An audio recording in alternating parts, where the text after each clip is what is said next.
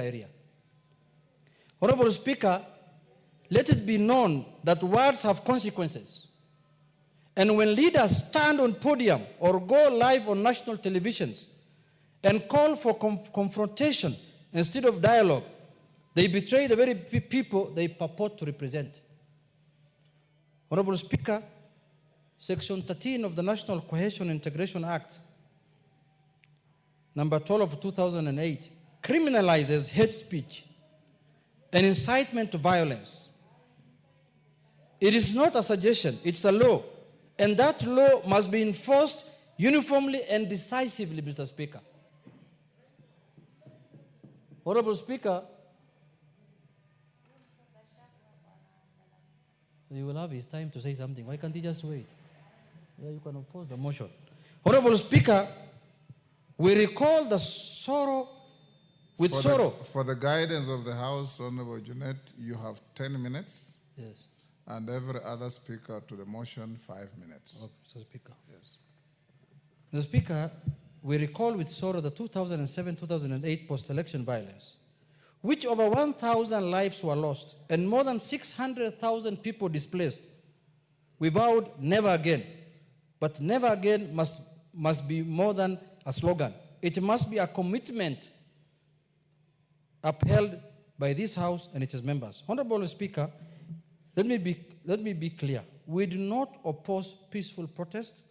We do not silence legitimate dissent, but we will not condone the mobilization of youth into mobs, the stoking of ethnic division, or the incitement of citizens to turn against each other. Kenya is greater than any political contest or individual's ego. Mr. Speaker, I call this House to condemn in the strongest terms any form of political incitement, violence, displacement of people, and hate speech. But having said, Mr. Speaker, that, Mr. Speaker, it is very sad. It is a very sad thing to have somebody who has served as a former deputy president of this country to incite people to violence. But Mr. Speaker, I am very happy also because this House, in its own wisdom, impeached him. Now it is coming very clear to the people the kind of person we impeached and the reasons why we impeached. Mr. Speaker, the person we impeached is the same person who is inciting Kenyans to violence, is the same person who wants displacement of people, is the same person who is propagating hate against one community, against one another, Mr. Speaker. Mr. Speaker, this is the same person who last week was telling musicians, very noble people who are doing their work, using their talent, Mr. Speaker, not to sing unless they support certain cause of politics, Mr. Speaker. A small man called Nguroia. Is called Nguroia or what? Nguroia. Yes, hold on. What's your point of order? Mr. Speaker, I rise on Standing Order 34, and I would like you to confirm if we have quorum to transact business today. Thank you.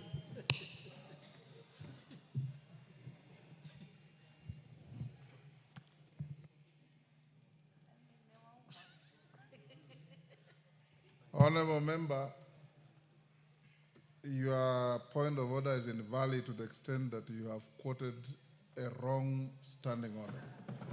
Go on. Thank you, Mr. Speaker, for that is interruption. Mr. Speaker, I seek you for your protection, Mr. Speaker, because I am still moving the motion, Mr. Speaker. Order, take your seat. I'm still moving the motion, Mr. Speaker. I seek your protection. Go on. Mr. Speaker, this person that we impeached as a House, Mr. Speaker, overwhelmingly, with over 300 members of this House, Mr. Speaker, is the same person who is telling Kenyans that unless you follow this direction, unless you follow this party of mine, unless you follow this, wild thoughts of mine of discriminating against other people, you will not be valid, or you will not be a valid Kenyan, Mr. Speaker. You will not be a valid citizen of this country. Mr. Speaker, this is a House that addresses matters of concern to the people. That is our mandate constitutionally. And if we do not arrest this matter, as Swahili people say, usipojenga ufa, usipoziba ufa utajenga ukuta, Mr. Speaker. If you do not arrest this matter as early as now, Mr. Speaker, this is a man who has lost his head. This is a man who has lost his soul, and he wants to take this country to the precipice so that people can fight, Mr. Speaker.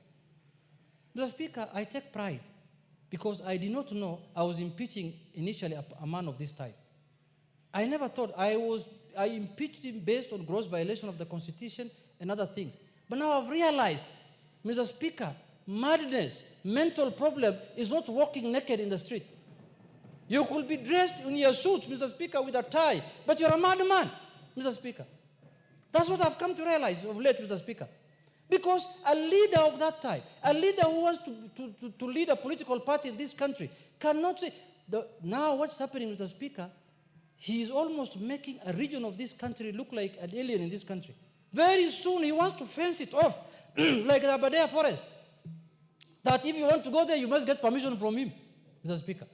You cannot go and visit even your relatives there. You cannot even visit your people there, Mr. Speaker. You cannot do any politics in that area unless you get permission from him. Mr. Speaker, I want to say this. This country has experienced this, and we will not allow it to repeat. We will not allow it, Mr. Speaker. Every Kenyan has a right to live, to do politics, to do business anywhere in this part of the country, Mr. Speaker.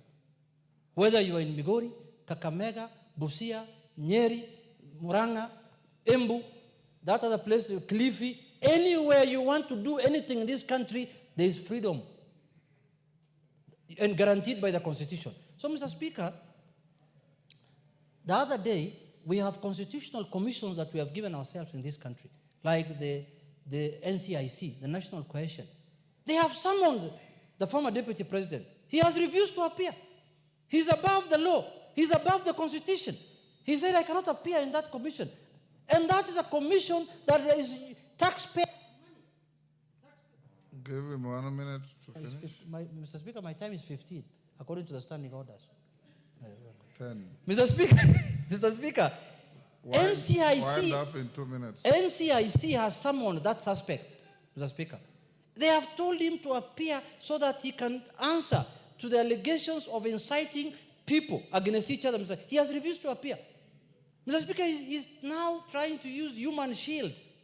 He's trying to use people to commit crime, offenses that can take people to Hague to defend himself, Mr. Speaker. If he's invited by the DCI to record a statement, he refuses. If he's invited by NCIC, he refuses. If he's invited by EACC, now, who is going to protect us from this monster, Mr. Speaker, called Gachagua? Who on earth is going to protect us from this monster, Mr. Speaker? Who's going to protect us? Because the government looks like it's unable to take an action against him. Mr. Speaker, if this government was formed by ODM, this man would have been in jail by now, I can assure you. Yes.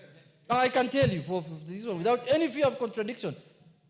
Mr. Speaker, I want to ask Kenyans not to listen to insightful people, not to listen to people who want to divide them according to their tribes, not to listen to people who have formed regional, tribal, ethnic political parties, Mr. Speaker.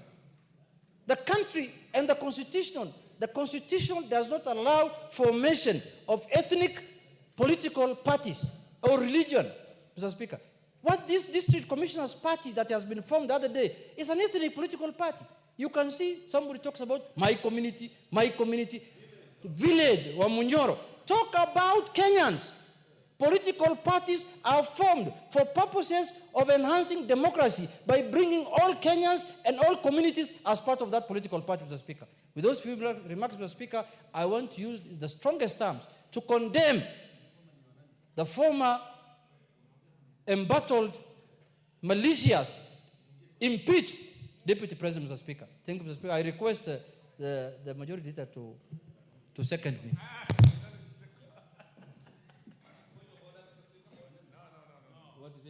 Yes, Gogoyo. What is your